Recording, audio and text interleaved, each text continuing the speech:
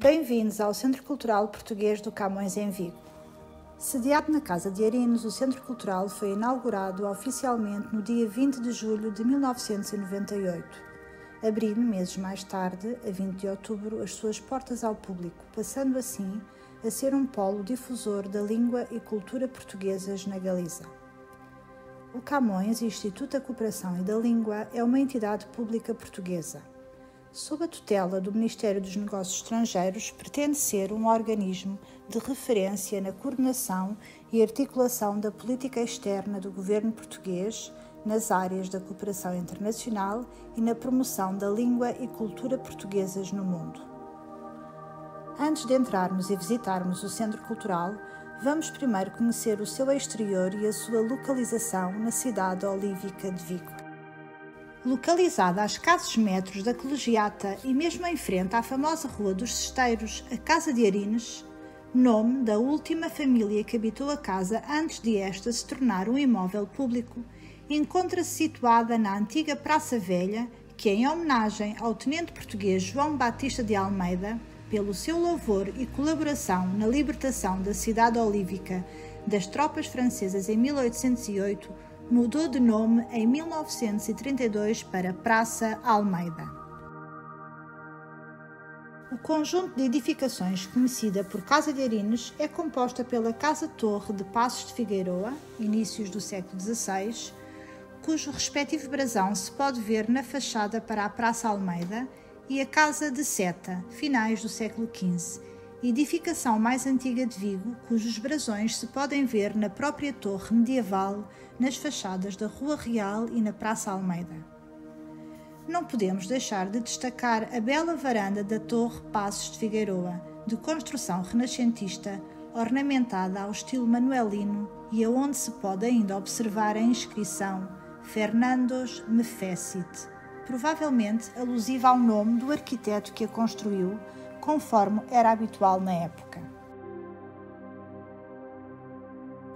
Classificado como património histórico da cidade, a totalidade do edifício foi gentilmente cedido a Portugal pelo Concelho de Vigo em 1994, ano em que se iniciaram as obras de restauro e que fizeram desta casa uma das obras arquitetónicas mais valorizadas em toda a Galiza.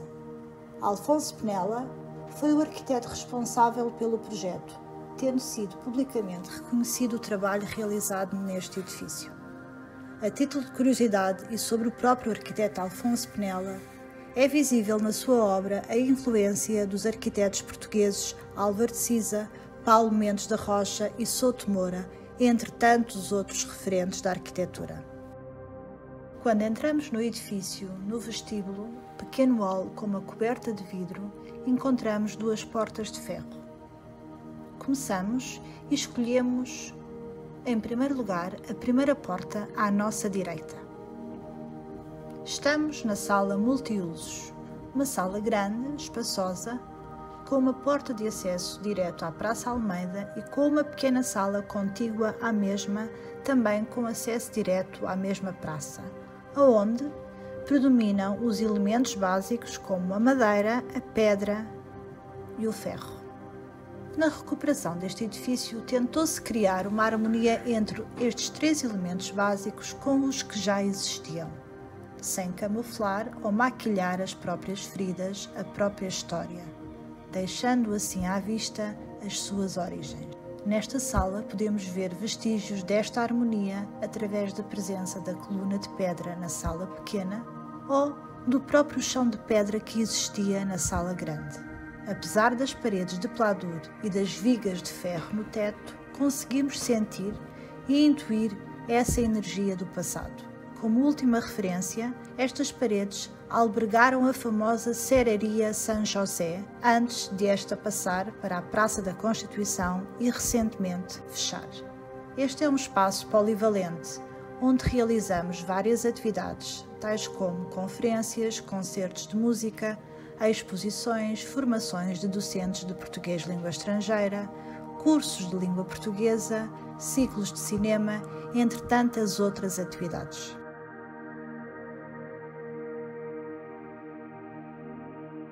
Depois de conhecermos a sala multiusos, entramos no edifício principal.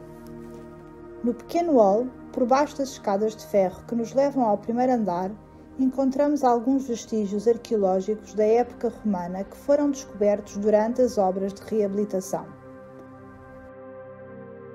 No artigo intitulado El Vicus Romano, de Pérez Lousada, publicado no jornal Faro de Vigo há anos atrás, faz referência a este achado arqueológico que, conjuntamente com os restantes que foram sendo encontrados aqui no Casco Velho e também na zona do Areal, confirmam a existência de um importante assentamento romano em Vigo, com uma intensa atividade portuária e comercial entre os séculos III e VI depois de Cristo. Ainda nesta zona de entrada, destacamos também a presença dos elementos de pedra decorativos na parede, no lado esquerdo à entrada e no início das escadas de ferro, que certamente fariam parte do exterior do edifício. Subimos ao primeiro andar pelas escadas de ferro.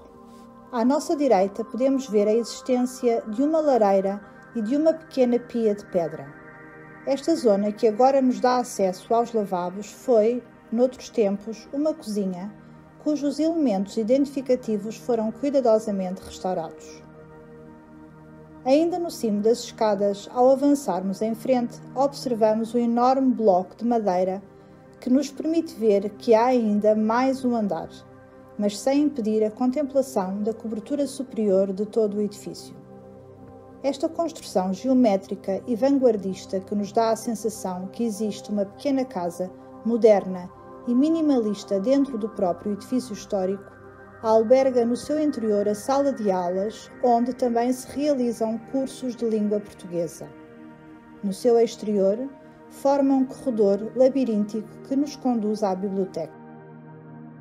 São visíveis os elementos da arquitetura modernista neste espaço, como, por exemplo, o uso de materiais industriais à vista, como o betão armado, no teto da sala de aulas e também em outros espaços.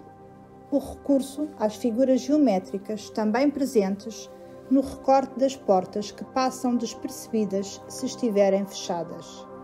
E, por último, a originalidade e o atrevimento da colocação dos puxadores na parte superior das portas. E por falar nos puxadores, não podemos deixar de referir que o respectivo design é da autoria do arquiteto português Álvaro de Cisa Vieira.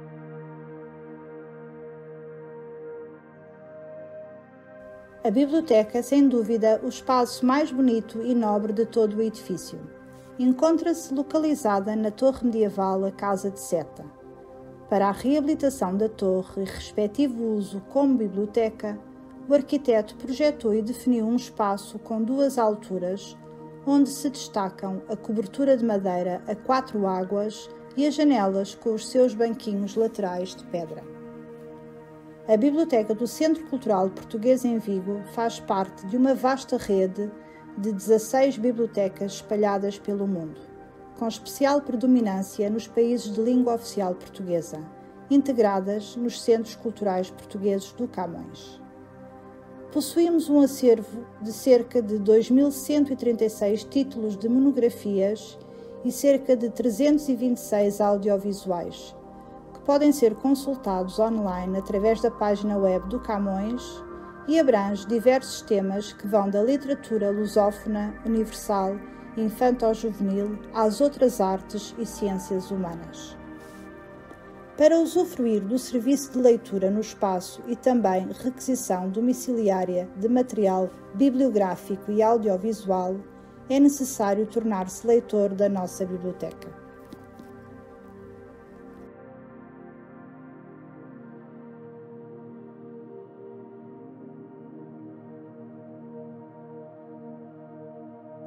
A zona administrativa do Centro Cultural encontra-se no segundo andar do edifício a Casa-Torre dos Passos de Figueiroa, concretamente sobre o enorme bloco de madeira, possibilitando a visibilidade para o andar de baixo. O acesso a esta área é feito por duas zonas. A principal, pela escada no bloco de madeira junto à entrada da sala de aulas e, de forma secundária, também pelo piso superior da biblioteca, que é contíguo à sala de reuniões, espaço também usado para a formação a pequenos grupos de alunos. É nesta sala de reuniões onde se encontra a bonita varanda renascentista que dá para a Praça Almeida. A zona administrativa conta ainda com um pequeno e acolhedor gabinete de direção e com um espaço amplo e aberto onde estão os restantes serviços administrativos.